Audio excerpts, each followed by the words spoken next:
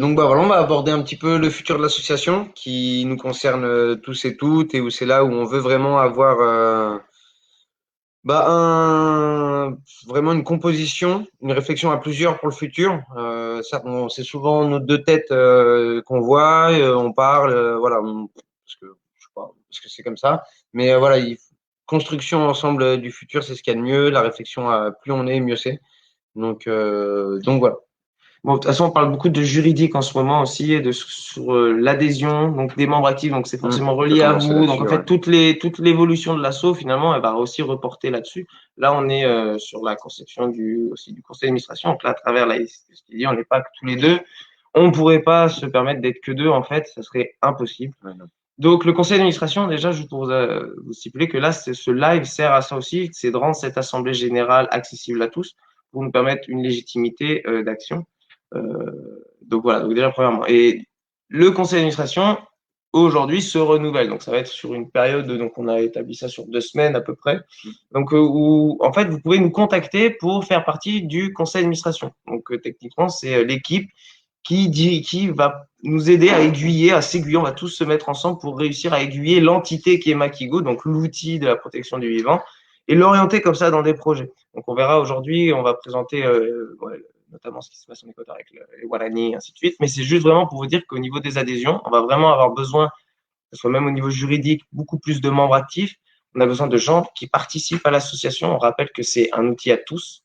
C'est pas notre argent, c'est pas notre outil, c'est un outil que tout le monde peut utiliser et il faut pas hésiter justement à essayer de contacter l'équipe ou si vous avez des choses en tête, faut pas hésiter voilà, à essayer de prendre contact avec nous pour qu'on puisse voir ensemble comment s'y prendre. Et là, au niveau du conseil d'administration, n'hésitez pas à prendre contact avec nous pour vous présenter.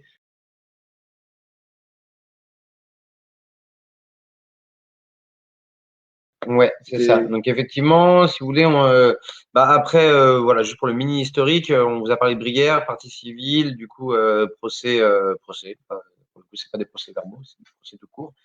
Où justement, on peut avoir un agrément juridique. En fait, l'agrément juridique environnemental permet aux associations, entre autres, d'avoir un poids en justice et de pouvoir se positionner en tant que partie civile ou attaquer en justice, ou peut-être pas se défendre, ça en théorie on peut le faire quand même.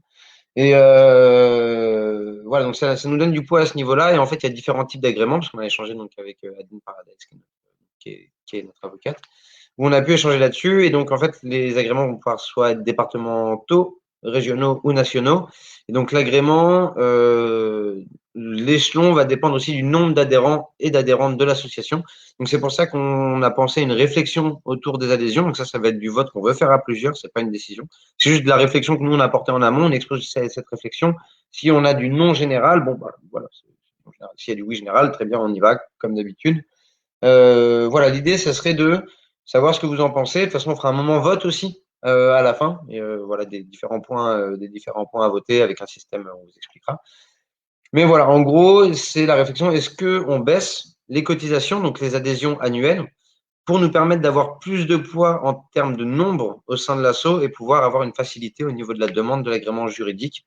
Voilà, c'est clairement, c'est des outils en fait. On perçoit vraiment ça. Enfin, tout ce qu'on est en train de dire, que ce soit la finance, le juridique, le physique, on est des outils. Makigo est un outil. Donc là, si on sait que l'outil finance, il est pas approprié pour un agrément juridique qui là est important pour la biodiversité, bah est-ce qu'on ne peut pas baisser l'outil finance pour gagner sur l'outil juridique? Voilà, c'est un petit peu la réflexion pour présenter un petit peu au niveau du futur, parce que voilà, on veut, en idée toujours, dans le futur, comme on l'a expliqué par rapport à la Brière, avoir plus de poids en juridique pour, ben voilà, pour autant pousser le gouvernement à agir plus que aussi à ce qu'il y ait une répression au niveau, sur certains aspects quand même, donc au niveau du braconnage et autres et aussi des entreprises fortement polluantes qui sont quand même peuvent agir en toute impunité, qui continuent d'être ouvertes, du gaspillage alimentaire, enfin l'utilisation de plastique à gogo, enfin de toute façon on le voit bien là, puis on est dans une effervescence un peu de puis en n'importe rappel, quoi. on a aussi, parce que comme ça nous permet aussi de survoler ce côté-là un peu au niveau de la lutte en France, puisque bah voilà, nous on est français, on est passeport français, on l'a pas choisi, hein, on est né en France.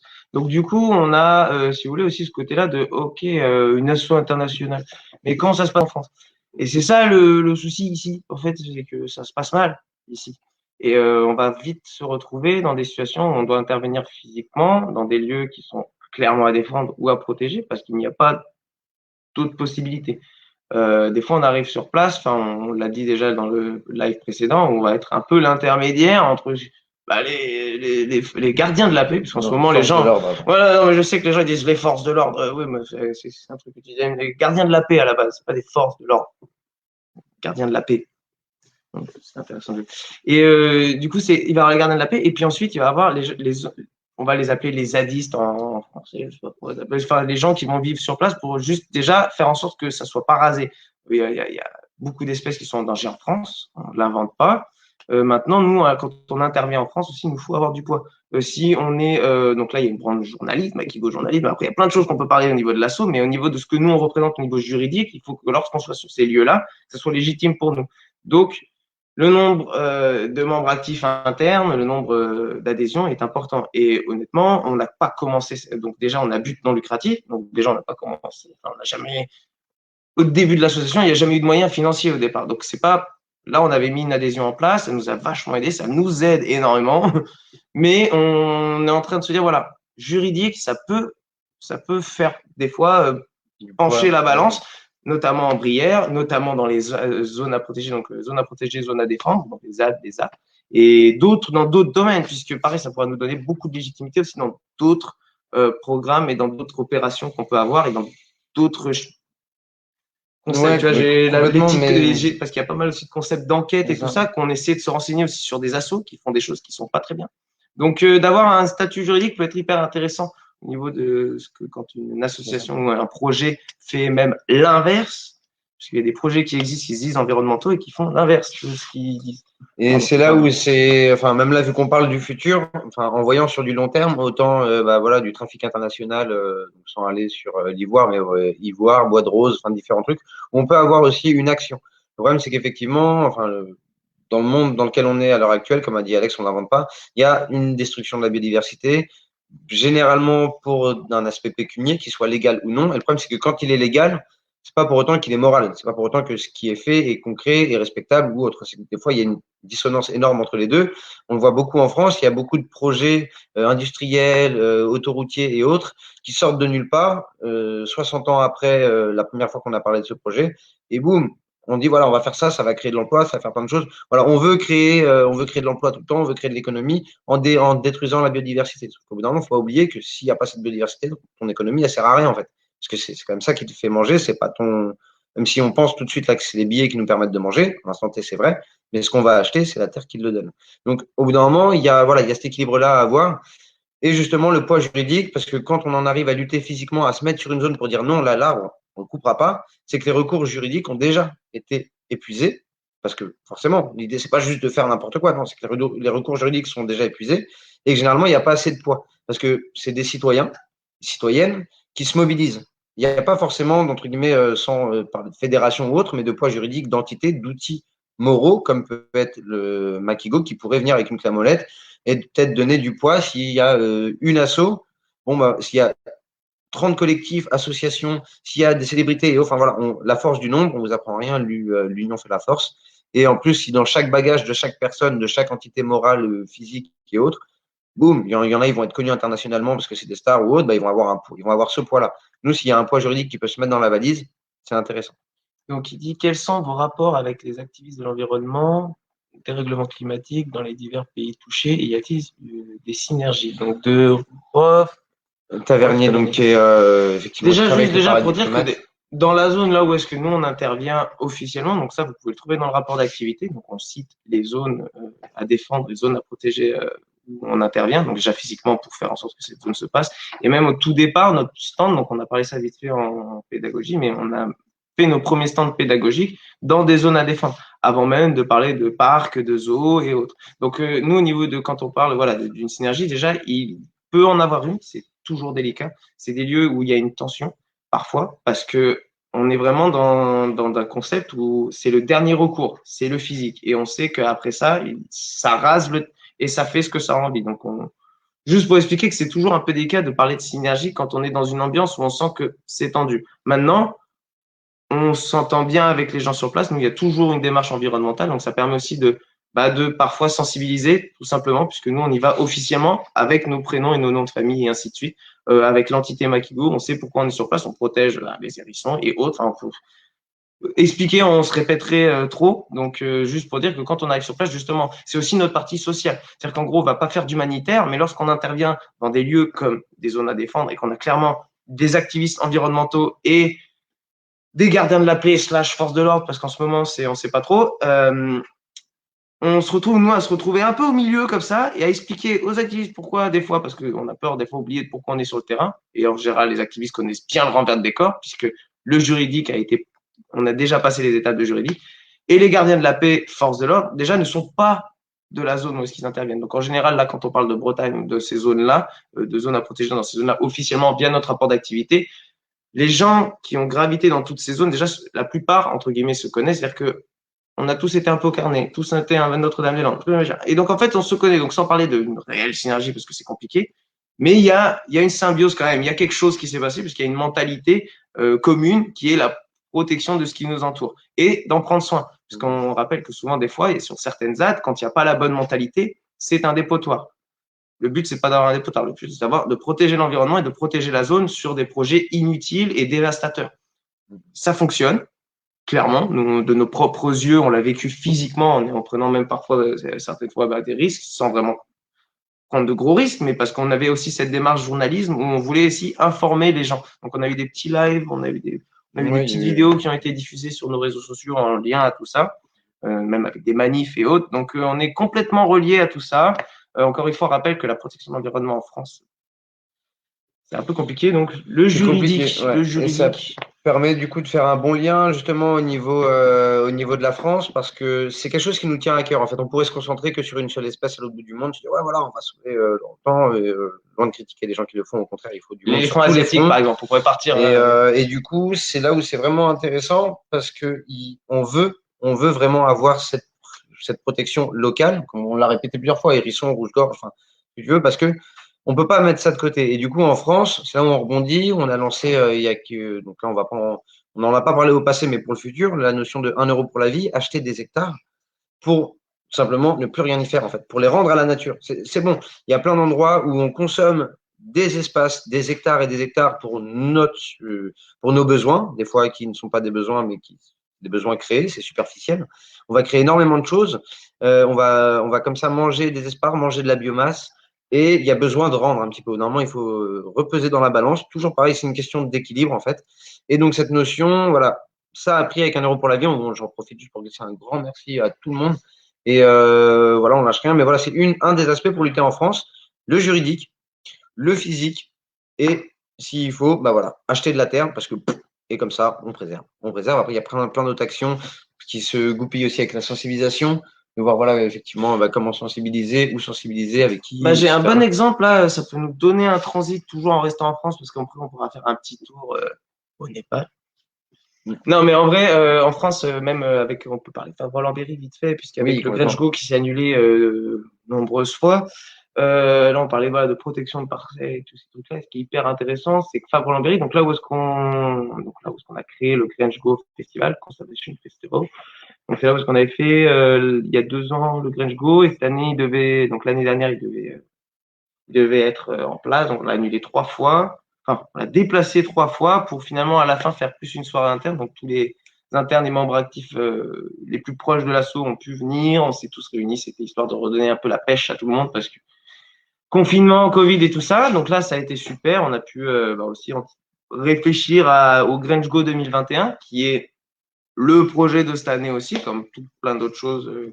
On a plein de choses en tête, mais le Grange Go de 2021 est censé quand même se mettre en place. Ouais. On reviendra sur les dates auprès de vous, donc on essaiera un maximum, puisqu'on rappelle que voilà, avec tout ce qui est avec le Grange Go, vous avez pu sûrement voir Grange Go seconde édition popper par-ci par-là en espérant pouvoir venir. On l'a annulé 2 fois officiellement. La 3e fois, on voulait le déplacer. On s'est dit bon allez, on arrête les tarifs parce qu'on va encore le déplacer, on va encore l'annuler. Les gens ça va pas être possible. Donc voilà. Donc c'est juste pour vous dire que le Grange Go 2e édition, du coup, se passera. On espère faire tout pour ça et on n'aura pas peur de mettre l'énergie, la motivation et peu importe ce qui se sera passé entre temps. Je pense que des fois il faut savoir, je ne sais pas finir ma phrase. On va juste dire qu'on va faire le Grinch Go. Mais Bon, petit moment.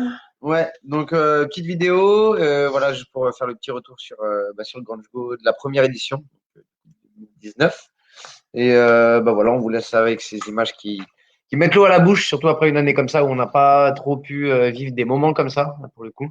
Mais voilà, on va voir que. Voilà, bon, regarde la vidéo. C'est court. Et puis on se retrouve dans 1 minute 18, à peu près. On va dire 1 minute 50.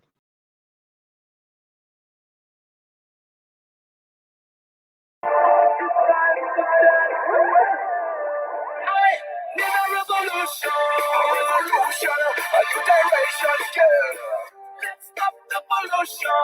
It's time to change the way. I want to stay in my garden. I found the protection. Back to the road is the way to go. Skipping it up, skipping it up, we're coming on the land.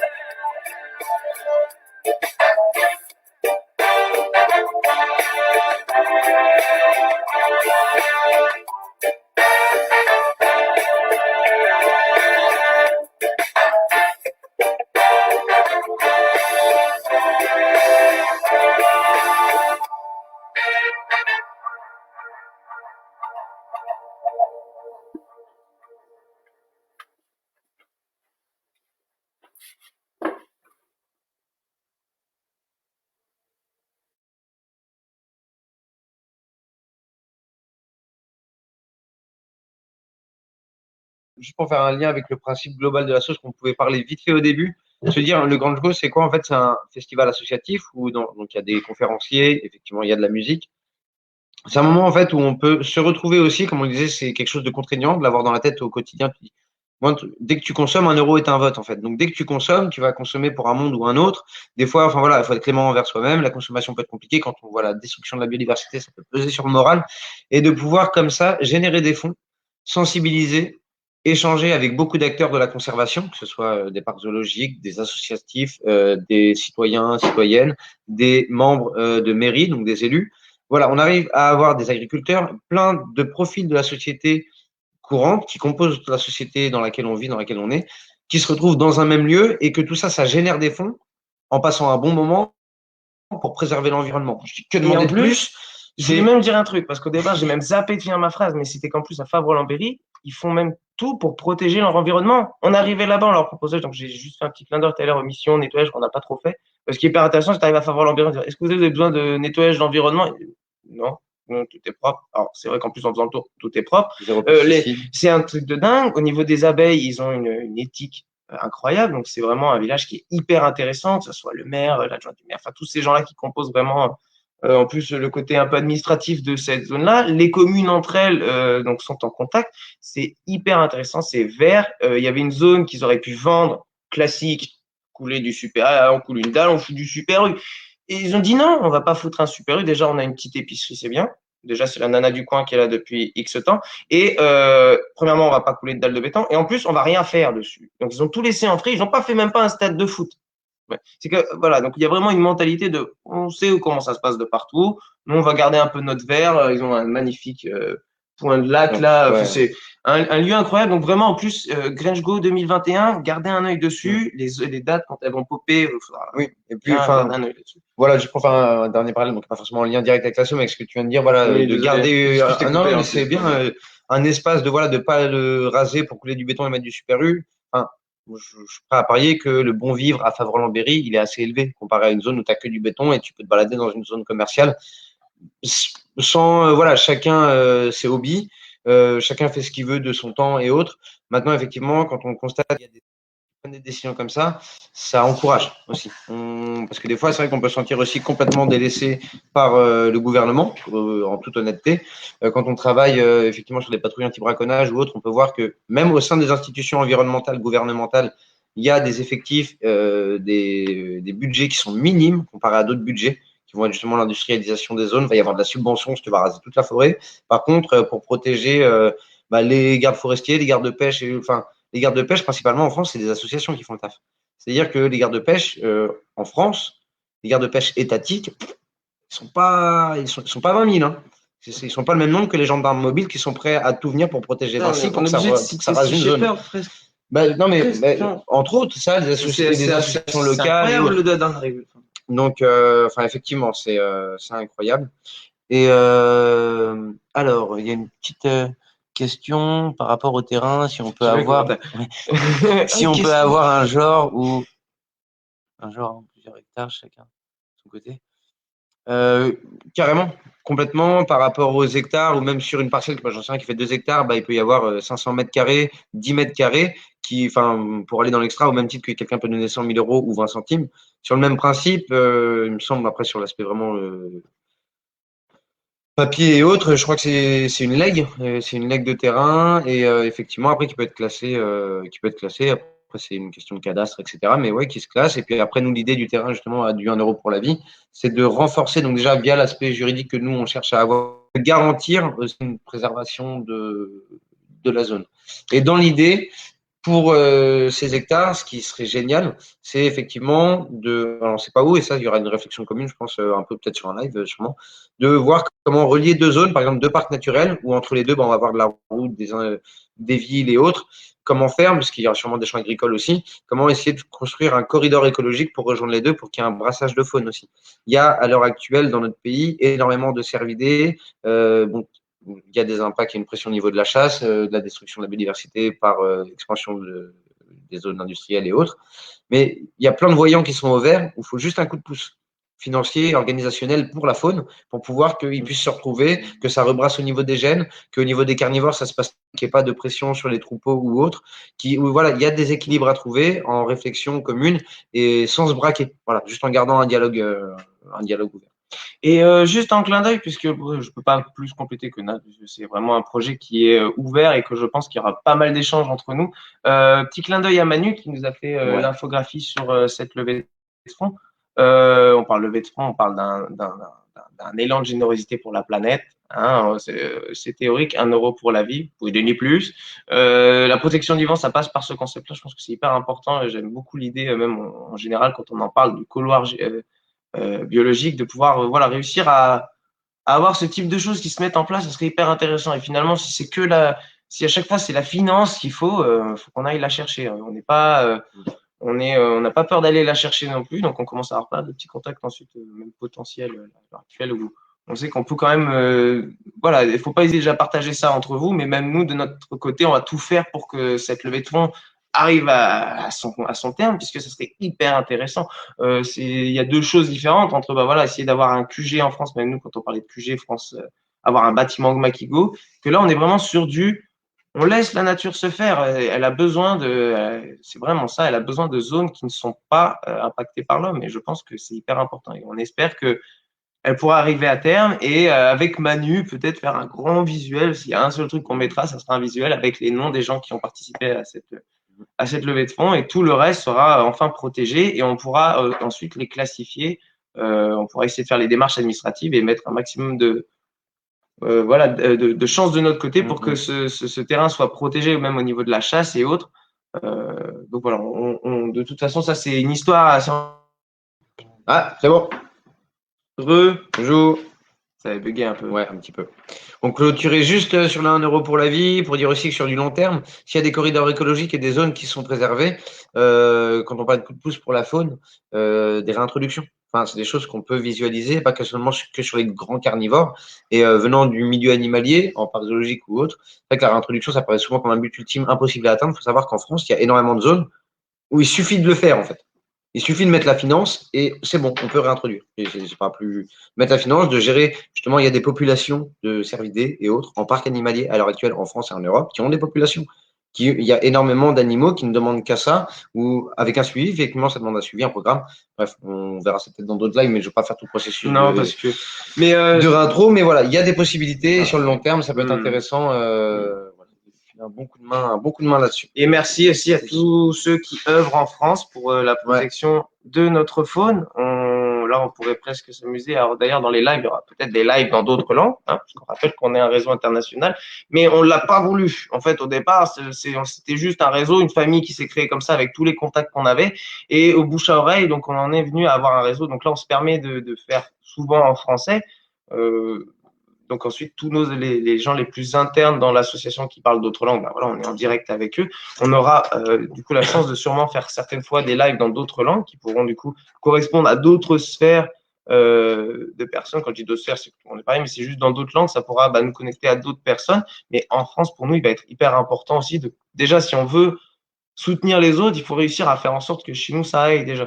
Parce que plutôt que d'aller, on peut parler d'aller à droite, à gauche, mais parce qu'il y a une super branche intéressante dans la qui est en train de se faire, notamment juste pour rebondir avec Stand Up for Elephant. Complètement partir là-dessus. Ouais. Pour ceux qui en ont entendu parler. Donc, la petite phase du Népal. Alors, nous, ça a été une grosse étape, un peu comme Paradis Primate. Donc, le jour où est-ce qu'on est devenu officiel avec Paradis Primate, un peu comme Stand Up for Elephant. C'est une idée qui est dans l'assaut déjà depuis 1 an et demi, une idée de partenariat, puisqu'on a eu beaucoup de retours d'internes qui ont traversé le projet. Ils nous ont fait un retour très positif. J'ai eu la chance d'aller sur place. On a pu faire une analyse. Donc, tout ça, c'est passé par des conseils d'administration, par l'équipe. Et il y a une analyse de groupe. On a tous, on a pu donner tous notre avis un petit peu, analyser le projet. Donc, Stand Up for Elephant, c'est comment j'ai appelé ça, un centre de protection et de réhabilitation d'éléphants asiatiques. Donc, on est dans une problématique qui est complètement différente de toutes celles qu'on avait pu connaître. Donc, on a beaucoup moins de problèmes de braconnage, beaucoup moins de problèmes de déforestation, mais on va avoir plus un souci de domestication d'animaux sauvages. Donc, quand on parle de domestication, il y a certains individus qui arrivent à Yakusinchi par le programme en Équateur, qui sont imprégnés par l'homme, puisque donc il va falloir faire une démarche pour pouvoir les réintroduire, les réhabiliter, et ainsi de suite. Les éléphants, c'est dans un pays comme le Népal, c'est impossible, puisque c'est un animal domestique, comme nous, une vache, ou un cheval, le cheval c'est plus symbolique, et qui va servir au gouvernement, mais aussi aux particuliers. Donc on va avoir le gouvernement qui va avoir des éléphants pour patrouiller dans les forêts protégées, et on va avoir ensuite les éléphants des particuliers qui eux servent au tourisme. Et donc, un voyage d'eau d'éléphant, et voilà que je prends des photos, je fais des selfies, je vais sur son dos. Donc voilà, donc il y a tout un système de tourisme comme ça. Et ce qui est super bien avec Stand Up for Elephant, c'est que plutôt que de juger, dire ça va pas, ça, c'est trop facile. Tout le temps, ça va pas, ça va pas. De toute façon, on est souvent choqué quand on va dans ces pays-là parce que on peut être rapidement témoin de scènes qui peuvent, on comprend pas trop ce qui peut se passer. Donc, ce qui est hyper intéressant avec Stand Up for Elephant, c'est qu'il y a une démarche très progressive. Ça fait 8 ans qu'ils ont fait le projet.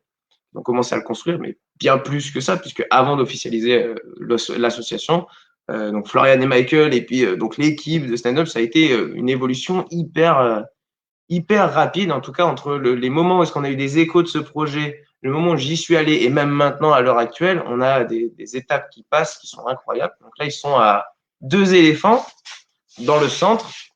On rappelle que c'est hyper délicat à sensibiliser là-dessus, puisqu'il va avoir un côté où les éléphants sont donc enchaînés, on les sort de leur chaîne pour faire des balades de touristes. Les maouts, c'est ceux qui gèrent les éléphants. Et donc, on se retrouve rapidement comme ça dans un système où l'éléphant est condamné à travailler. Quand il veut pas travailler, il se fait taper dessus. Et de toute façon, c'est pas comme il veut, c'est comme on veut. Donc, ce qui est bien avec la démarche sociale de stand-up, c'est d'un peu de montrer aussi que on soigne les éléphants. Donc, il y a eu une énorme démarche sociale sur place, donc à Solaha, au Népal, à aider les propriétaires d'éléphants à soigner les éléphants déjà, donc sans les juger, déjà juste essayer de leur apporter des soins.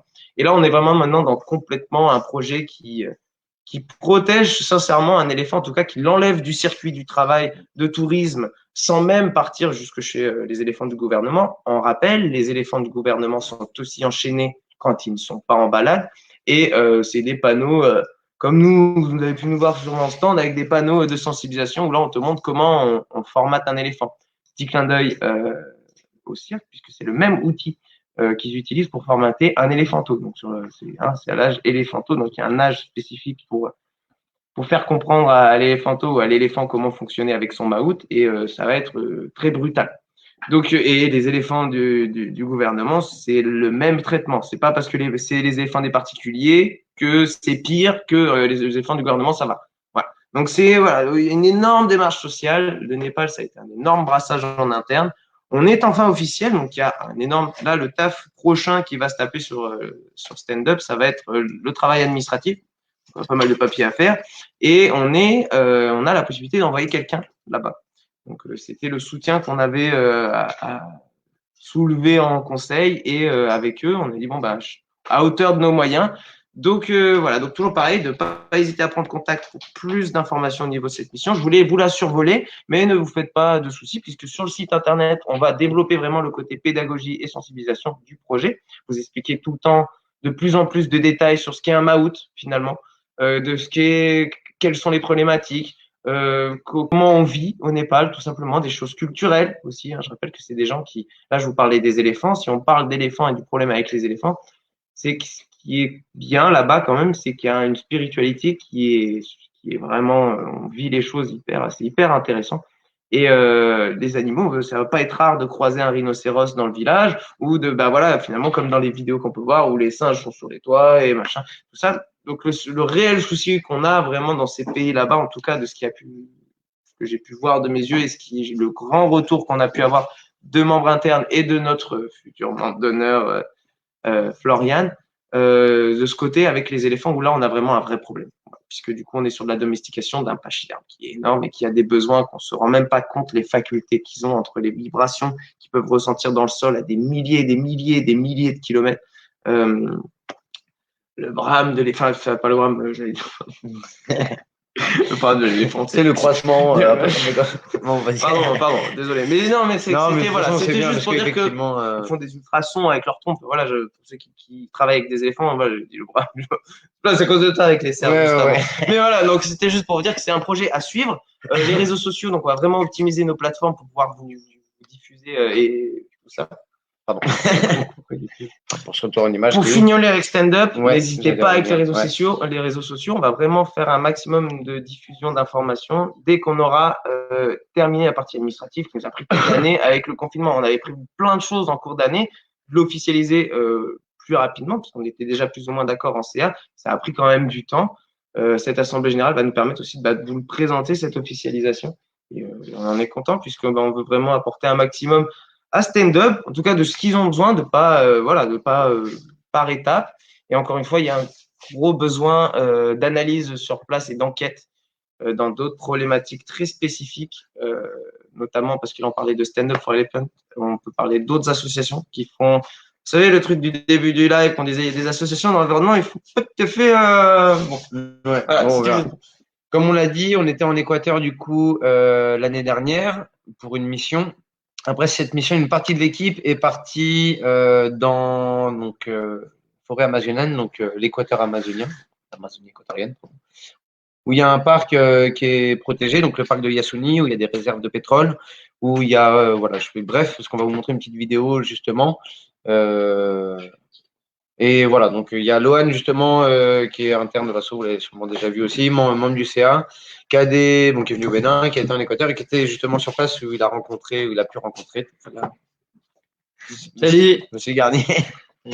Donc voilà, pour parler des Warlani, tu étais avec lui direct. Donc ouais, alors c'était pendant la session qu'on a faite à Yakusinchi fin 2019, début 2020. Du coup, avec un petit groupe de bénévoles qui ont participé à cette mission-là, on est parti à la suite voir un petit peu l'Amazonie. Et donc, du coup, on s'est rapproché de la réserve Yasuni en cherchant à voir s'il n'y avait pas possibilité d'aller observer, voir ce qui se faisait déjà dans les réserves écologiques et équatoriennes en Amazonie. Et du coup, on est allé voir. Donc, c'est la plus grosse réserve d'Équateur, donc la réserve Yasuni dans la province d'Orellana. Donc c'est près de Coca, c'est la partie est du pays, donc qui est en bordure avec le Pérou et tout ça. Donc elle fait 10 227 km². Donc c'est une grosse réserve entre le Rio Napo et Curaray. Du coup, la problématique principale qu'il y a sur cette réserve-là, c'est qu'il y a 20% des réserves de pétrole brut du pays qui se retrouvent dans son sol. Et donc, du coup, il y a une méga biodiversité, par contre, de ouf, possédant selon les… Donc, en gros, c'est les observatoires de biodiversité équatoriens qu'on recensé qu'il y aurait autant d'espèces végétales que dans toute l'Amérique du Nord. Enfin, c'est vraiment un gros pôle de biodiversité.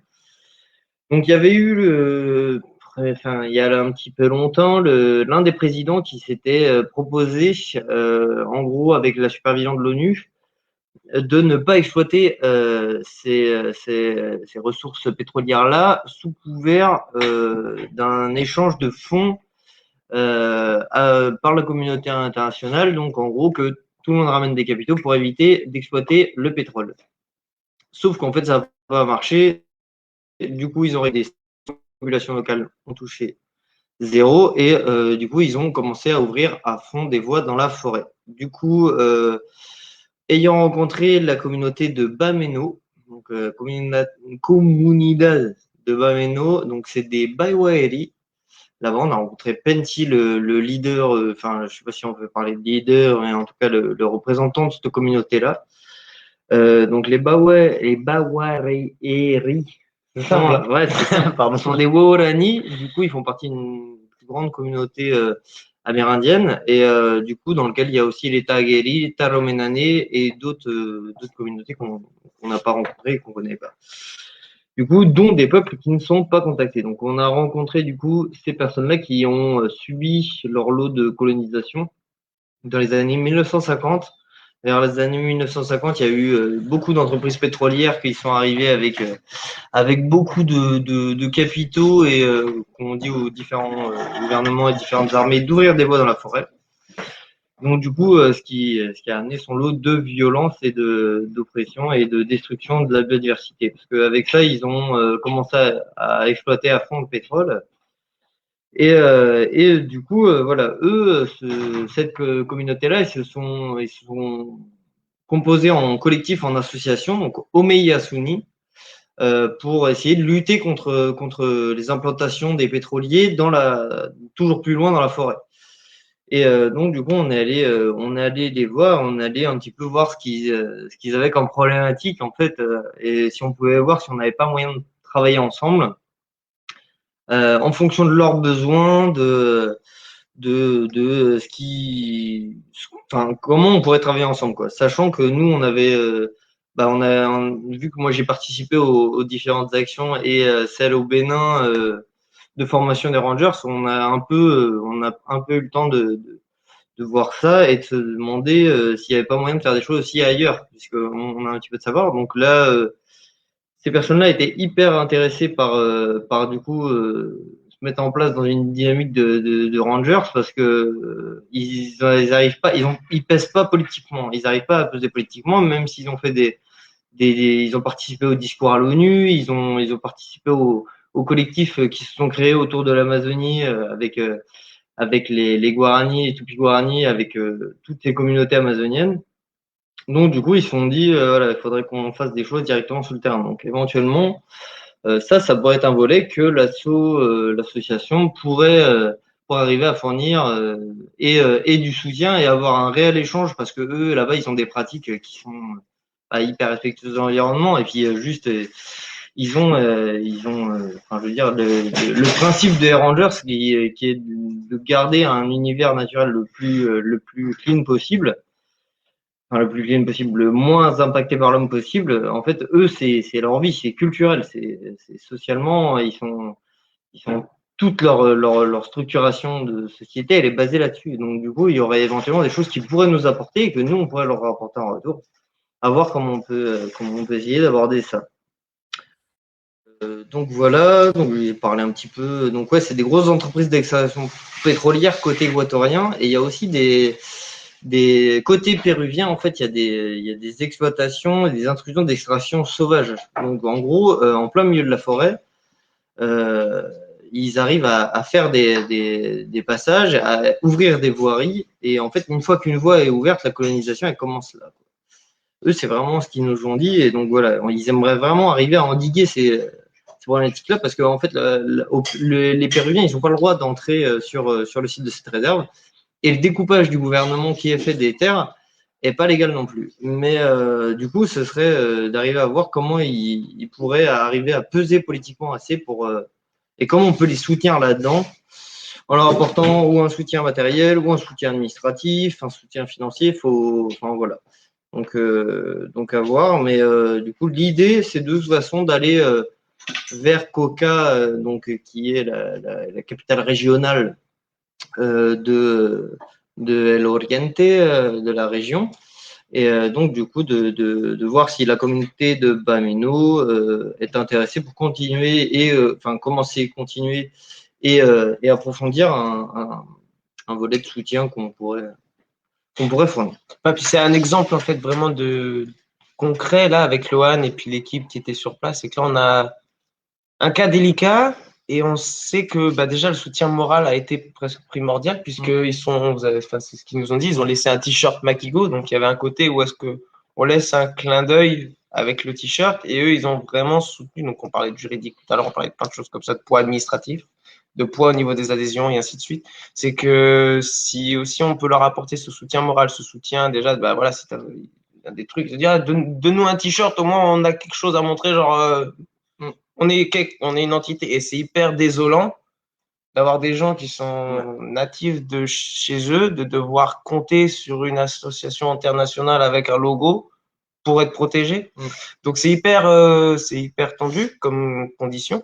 Et le futur est tout à développer, entre guillemets, sans trop s'investir, mais vraiment par rapport à l'évaluation qu'on peut faire envers eux de ce qu'ils ont comme besoin. Ne pas implanter des soutiens qui seraient facultatifs juste pour dire on les soutient. Vraiment de trouver la justesse de notre soutien.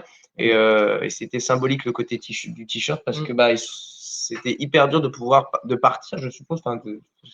C'est vraiment, c'était hyper particulier, mais parce que c'est vrai qu'on voit clairement l'impact des entreprises pétrolières. C'est qu'en plein milieu de la forêt amazonienne, il y a des grands mencheros, des grands briquets, quoi, qui éclatent un bon nombre de la flore, de la faune nocturne, que du coup attirés par la lumière, qui sont dézingués en passant par les grandes fumerolles et les grands, je sais pas comment ça s'appelle, les grandes cheminées.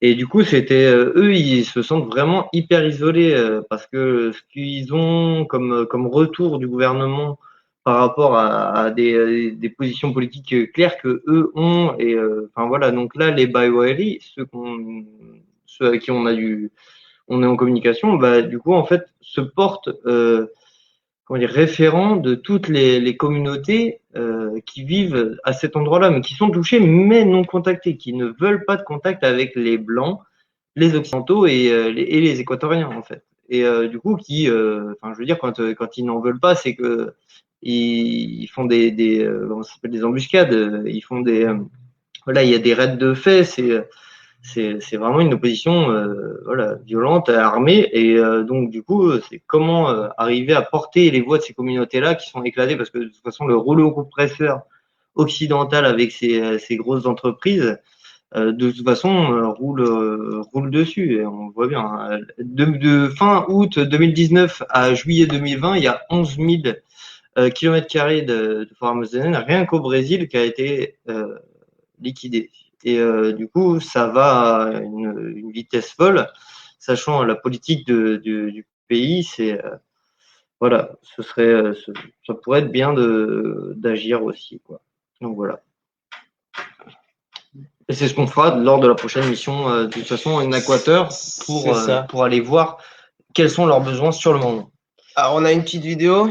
Ouais, on a deux vidéos, du coup, ils se présentent super bien, donc c'est vrai que c'était un peu long, mais ils se présentent super bien, voilà, même si j'essaie de le faire, dans tous les cas. Mira, tenemos que decir, ahora es en español, ¿sabes? Entonces, a lo mejor si entiendes, ya, gracias, por suerte. Same in English, you're gonna have some subtitles, but for the French, you just have to grab. Sorry. Non, parce que du coup, vous n'allez pas tout comprendre. Vous avez bien fait de suivre, Lohan. Voilà.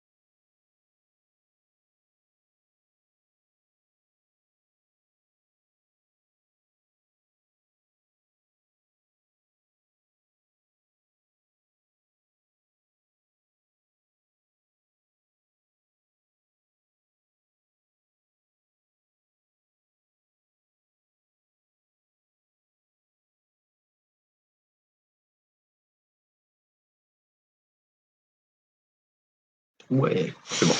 Donc du coup, voilà, vous avez certainement vu, donc ils se décrivent de toute façon super bien. Et donc là, nous, on a rencontré Penty qui nous a fait visiter et fait permettre de venir dans la communauté de Boeno pour voir comment ça s'y passait et ce qu'on pouvait y voir en tant que aussi bien en tant qu'animaux, enfin des animaux, des espèces végétales de ouf. Et vraiment, ils avaient vraiment une volonté de pouvoir, enfin, juste d'affirmer que leur minorité n'est pas une minorité en tant que soi, mais qui est bien plus riche que ce que les intérêts occidentaux peuvent considérer. Et que du coup, c'est pour ça qu'ils ont un message qui est super ancré sur le territoire, sur ce qu'ils décrivent comme le territoire pour eux, parce que quand ils parlent de terre, de Ome, ça veut dire aussi bien la maison que la forêt. Du coup, en Waorani, c'est des choses hyper fortes pour eux qui représentent aussi bien tous les animaux dans leur entièreté. Donc voilà, c'est des vidéos qu'on vous a diffusées qui nous ont été transmises par directement Penty. Donc c'est pas des choses qu'on a trouvées sur Internet ou qu'on avait cherché sur YouTube. C'est vraiment un choix de présentation de leur part quand ils avaient travaillé avec une scientifique, une anthropologue. Du coup, qui leur avait fourni les vidéos que elle avait faites. Donc voilà, voilà. Merci déjà Ouais, pour la présentation. carrément. Un énorme merci. Et puis, effectivement, pour tous ces sujets-là, nous, bah, comme autant en France, mais en Équateur, effectivement, il y a la partie sauvetage animal, sauvetage végétal. Là, on arrive dans des lieux où ça comprend les deux. Comme l'a dit Lohan, en fait, c'est un tout. En fait, on ne peut pas le dissocier. Et eux l'ont bien plus compris. On l'avait peut-être compris, nous, avant, dans nos anciennes civilisations, mais on l'a oublié. Quand ils parlent justement de compagnie, conquistador, enfin, entre guillemets, c'est des termes, voilà. C'est la civilisation, effectivement. C'est donc la civilisation occidentale qui s'est importée aussi et ce mode de pensée qui voilà casse le lien. Et quand on parle de richesse, c'est pas la même longueur d'onde en fait. Il y a une richesse bien plus forte, un savoir bien plus fort qui se transmet de génération en génération et qui, enfin, le Homé, voilà, est très très symbolique justement dans tout ce que ça représente. Et C'est vrai parce que quand les grandes entreprises déboulent, avec elles déboule la voirie. Et pour eux, la voirie, c'est le début de la conquista. C'est la voirie, en fait, avec la voirie déboulent les voies de communication, donc la pression occidentale qui déboule. Et eux, ils parlent de maladies, ils nous parlaient des maladies qui sont arrivées avec les conquistadors en 1950. Ils parlaient de la maladie du stress.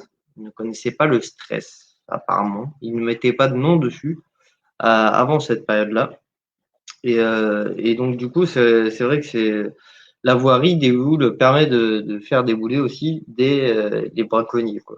Et du coup, et le trafic des animaux dans son ensemble. Et donc, du coup, il y a énormément de NAC qu'on retrouve sur les marchés occidentaux qui proviennent de ces endroits qui sont prélevés directement dans la nature, dans des endroits comme ça, quoi. c'est ça. Et puis après, il y a aussi tout ce que, en plus déjà que quand tout se passe bien, comme dit Lohan, effectivement, que ce soit en Équateur ou partout ailleurs, à partir du moment où il y a une forêt, même en France, hein, tu as une forêt vierge, à partir du moment où il y a une route qui vient et qui la coupe, vraiment où il y a la route, c'est la porte ouverte en fait. C'est la porte ouverte donc aux machines, c'est la porte ouverte à tout, au béton qui va suivre derrière, aux infrastructures et autres. À partir de là, tu rentres forcément dans un schmilblick qui va aller pour de la dégradation, de la destruction de biodiversité. Et moi, je tenais juste à m'excuser pour la petite touche d'humour avant la vidéo. C'était pour décomplexer la chose. On sait juste que grâce à ce type d'analyse, encore une fois, merci beaucoup à l'équipe parce que ce soit les Guarani qui vivent un moment compliqué, l'équipe qui traverse ce passage de vie avec la considération que ça peut représenter leurs problèmes, c'est hyper délicat. Donc, on ouvre notre esprit par rapport à ça. Il faut savoir on aime bien faire cette symbolique-là que 24 heures ne dure pas que 24 heures. Il y a 72 heures dans une journée finalement. Tout est philosophique, mais c'est juste pour expliquer que quand on vit ici, il y a plein de choses qui se passent ailleurs. Il ne faut pas l'oublier. Et grâce à Lohan, ça nous permet aussi de reprendre, de s'orienter aussi dans certaines choses où nous, on n'a pas eu le temps d'y aller physiquement, mais tous les gens qui composent l'association, tous les membres, tous les internes qui composent l'association, nous permettent de voir les choses et d'essayer d'orienter. Voilà, c'est pour ça que ça va être hyper important. Lohan fait partie du conseil d'administration, donc déjà pas mal d'orientation prise au niveau de l'asso. On était en collaboration avec Lohan. Mais en plus de ça, tous les membres de l'équipe, voilà, de tous ceux qui ont eu un œil là-dessus, On espère pouvoir soutenir le mieux qu'on peut à hauteur de nos moyens et on n'aura pas peur d'utiliser tous les outils maintenant qui sont travaillés dans l'association pour ça. Et voilà, je voulais juste faire une marque de respect pour les Walani et une pensée pour eux. Ouais. Moi, je tiens à taper un petit respect aussi à Mathilde, Sam et Paul avec lesquels j'ai parti. Enfin, on a fait ce voyage-là, donc du coup, voilà. Bah, au bisou et au plaisir de se revoir. Complètement. Et puis, enfin voilà, juste pour finir le truc, c'est que le premier des soutiens, il commence maintenant en fait en parlant et en faisant, bah en fait, il y a besoin d'un soutien de la communauté internationale parce voilà, vont pas être reconnus par leur gouvernement, par les autres gouvernements. Et quand bah là, il y a eu je crois que c'était en septembre ou août, quand il y a des pipelines qui pètent et qu'il y a la moitié, enfin, il y a un nombre de kilomètres de rivières qui sont impactés par du pétrole. On n'entend pas parler, ça passe comme ça. Et donc, il y a effectivement des manifestations ou autres, mais voilà, il y a besoin de juste tourner la tête à des moments dans des endroits comme ça pour dire, vas-y, on est ensemble, on est avec vous et ça apporte du poids sur le principe que adhérents et autres, mais il y a besoin de plus de poids vraiment à ce niveau-là. Voilà, un petit peu. Du coup, on va voir pour la suite. On en profite pour parler du futur et puis voilà ce qui se passe aussi donc au sein de l'asso et en parallèle un petit peu de l'asso parce qu'il y a une super initiative qui